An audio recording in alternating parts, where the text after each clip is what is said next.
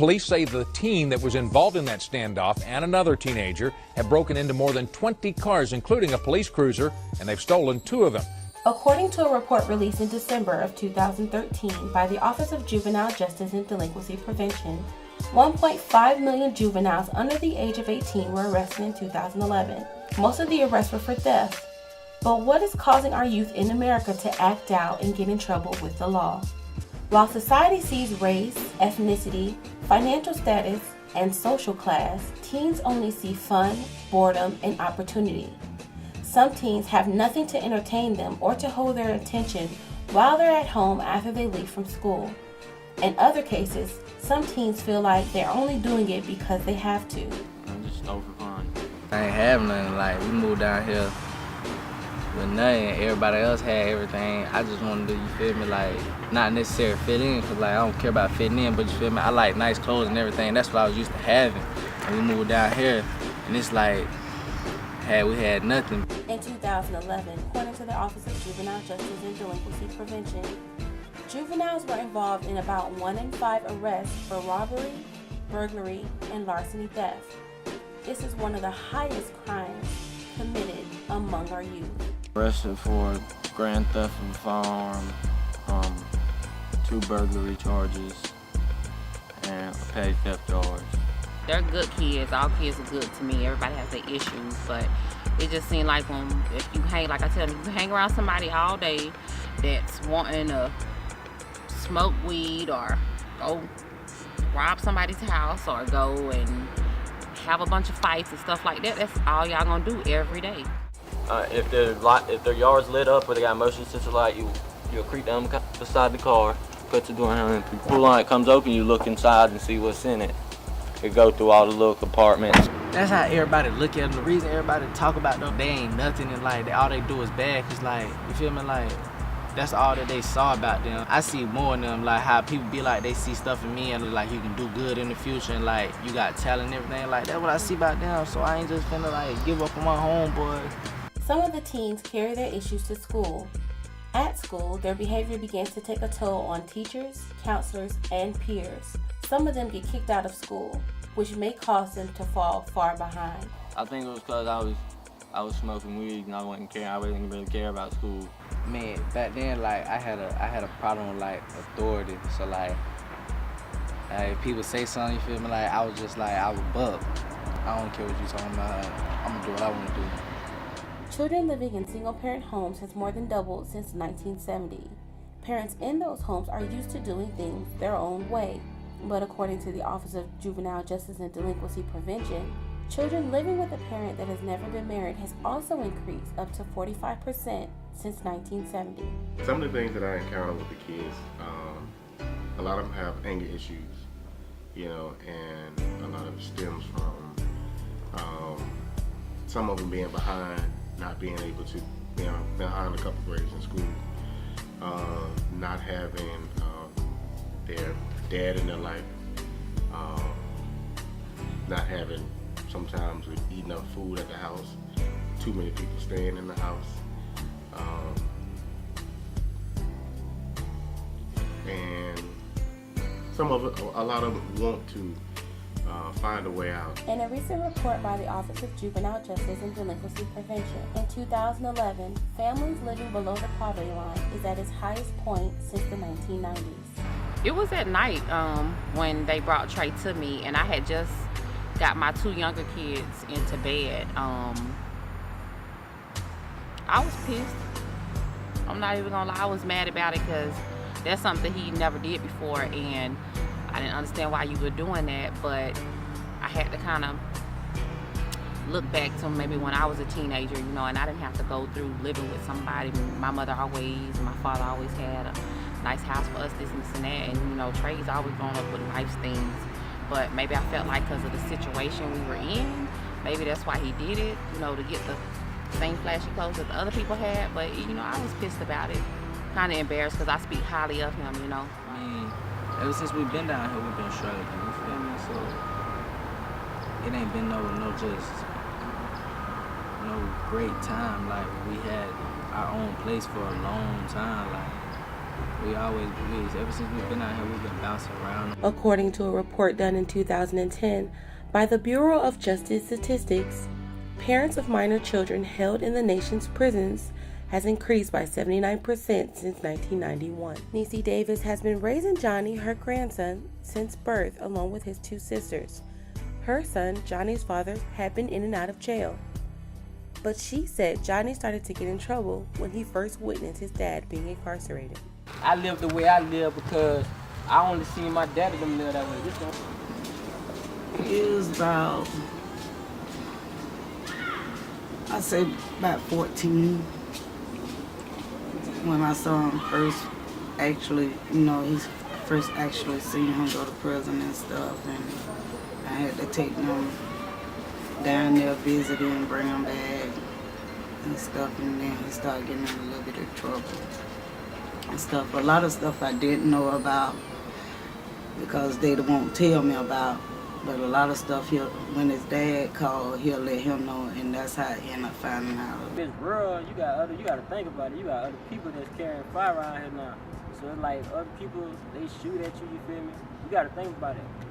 I was in the gang at the time, you feel me? So it wasn't a real gang, but you feel me? I'm just repping my hood, which is Lake Bradford. My daddy been, like, my real daddy been in jail so long, like, I don't even think I never seen him. Jeans above shoulder, face of my father, but I can't seem to face my father. Wonder if he's proud and envious I gotten farther. Told my old girl she got too many walls, I can't guard her. Knight in tarnished armor, upgrade, why bother for a barter? Shortcuts will only get you barbers. Arguments is a sad poison like toddler of a Carter. Improper, cropper out the picture. Seems like no one can visualize a bigger picture. Like in 2 years, imagine what people will do for a picture. Can you picture? You struck out and you blame the pitcher. Javaris' dad was incarcerated for 10 years of his son's life, and once he got out, he said his children were his first priority. I made a vow to myself that I would get my kids, and that's first thing I want to do for my boys, show them different. Parents like Javaris' dad are trying to guide their children through the darkness with a little light. They know firsthand the experience and leading a life down the wrong path. Trying to break it all down and just try to rebuild both of them into the right way and show them, this is how it's supposed to be. So, it's not going to happen. A change is not going to happen like a couple of years. It just takes time and hard work and showing and doing. So, he's coming around slowly, but he's getting there. With some parents hoping for a better future for their children, they are constantly reminded about their child's current state. Most of these juveniles deal with extreme cases, but does society take all of that into account? 50 large, really. Roan and Stefan. Amazing group.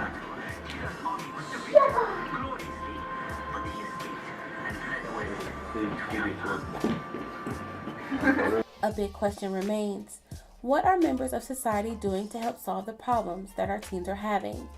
There are programs willing to commit and help make a change so that these troubled teens can turn over a new leaf. In Tallahassee, Florida, programs like Visions of Manhood and 50 Large have begun to do just that. Larry Thompson started 50 Large with the help of Leon County schools and the community. He says all it takes is people willing to help and go the extra mile. Having a community that provides resources. The community at large provides the kinds of financial, academic, counseling, jobs, whatever you can think of in terms of the kind of resource and opportunity that the young men need. We've been able to find that in this community. Parents like Niecy Davis appreciate how these programs never gave up on their children and how they impact their everyday lives. For Niecy, she says she tries the best that she can to communicate with Johnny without a male figure being around. We talk anything that he have questions for me to talk about or he want to ask me something. I talk to him the best that I can, because we don't too much have guide figures. My nephew's incarcerated. Mentors, also known as caseworkers in the programs, help guide the teens so that they can stay on the right track. Some mentors, like Stefan Gavin, have experienced the life of gangs, guns, death, and drugs, so the teens are able to relate to him. Most of the time, Stefan becomes like family. I be in the trenches. I go get them. I talk to the parents. I talk to the cousins. I talk to everybody around them. I become part of the family. I'm either big bro or I'm uncle, you know, and I'm there with them, and I'm always talking to them. Sometimes I chill on the porch with them, and I converse with them. All day, couple hours, I shoot hoops with them. I used to play basketball before I got arrested, you know, and I shoot hoops with them a little bit, talk to them about life, and they become comfortable. He either here with Malik or round to his girlfriend mama house, and that's mostly where he stays at, because she have a handle on him too. So us two women, I think we gonna pull him in, and then with the help of y'all. And I thank y'all so much, and I thank 50 Large too. Contrary to what is broadcast in the media and what is spoken about in different parts of society, according to the Office of Juvenile Justice and Delinquency Prevention, juvenile arrests has dropped 31% since 2002. Teenagers want to make a change because they say that the streets can only get them so far. Rico Taylor, a caseworker at 50 Large, said that he's seen some drastic changes in individuals that have joined programs like the one he's involved in. Some of these teens do a complete 180 and even make it to college. One of the biggest transitions that I've seen since I've been in the program, a couple of the kids came from extreme situations and have gone on to college. One has graduated from TCC, and now he's at Florida State, and he was one of the guys who was in and out of trouble. I just want to see him just, you know, achieve a lot of his goals. Just happy, and you know, just being where he wants to be at in life. You know, that's what gives me. That's what makes me happy. You know, because it's nothing like, you know, a father got a second chance to see his son or daughters, you know, graduate and being something that they really like to be. So that's special to me. In a few years, I hope to see him success and to reach his goal and be better than me, his dad, his uncle. I want him, his mom. I want him to be the best. Trey John said he wants to go to Morehouse so that he can do better and positively impact his brother and sister in the process. Landon wants to become a mechanical engineer, and Johnny aspires to go to college and possibly major in business. When I see that light bulb switch, I see two things. I see, number one, I see how they act differently. And then number two, I see them trying to help others. When they're trying to help the other kids in 50 Large, I know for a fact they're trying to change for the better. And I know for a fact they're not thinking about what everybody else thinks. They're thinking about what they think. They care about what they are for themselves. And when they start caring about other people, it shows that they're trying to grow and become different. And that's when I see that transition from I'm gonna be a little hoodlum, I'm gonna be a part of this gang, I wanna be cool, to I'm gonna be me and I'm gonna make it. And if anybody else wanna make it with me, I'm gonna try to help them too. If you see bigger things, you see bigger people, you see all this good stuff going on, you're gonna wanna do better and better things.